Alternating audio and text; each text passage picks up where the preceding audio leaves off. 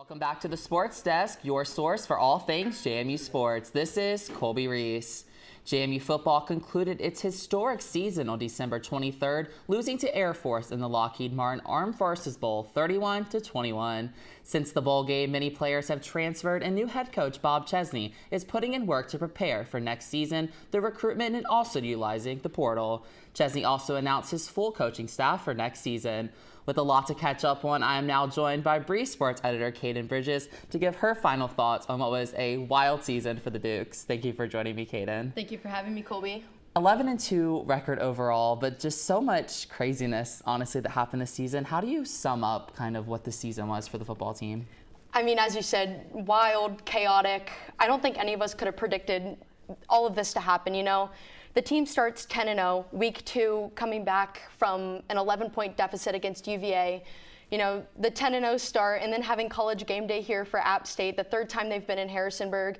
And then after the turmoil for 6 months between the NCAA and politicians in JMU, they do get their first bowl game. So just crazy. But it was a cool ride and something definitely cool to be a part of. Yeah, and kind of also something that happened is Kirk Cinetti leaves for Indiana. Bob Chesney's hired shortly after that, and just a few days before the transfer portal opened, so he's been busy. What has Chesney been doing since he was hired as JMU's 9th football coach in history? Well, he definitely has been busy. As you mentioned earlier, Chesney's staff is finalized. 3 coaches following him from Holy Cross.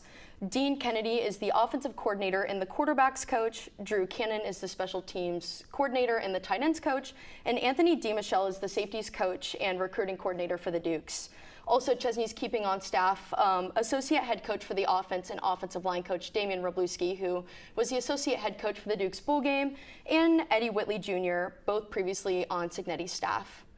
So along with that, as you mentioned, he's been very busy with the transfer portal, bringing in 4 of his former players from Holy Cross, one being linebacker Jacob Dobbs, who will be a huge addition to the Dukes defense with the loss of Jalen Walker and Aiden Fisher going to Indiana. Alongside Dobbs from Holy Cross is running back Tyler Purdy, offensive lineman Patrick McMurtry, and defensive back Terrence Spence. And there's no doubt a lot of changes for this team heading into next season. And so what should Duke fans expect out of this, new team heading into a first year where they'll actually be eligible for a conference championship? Right, that is definitely something to look forward to. Also, I think Bob Chesney just brings a lot of energy. Just him and his staff have been working so much recently and bringing in all these players.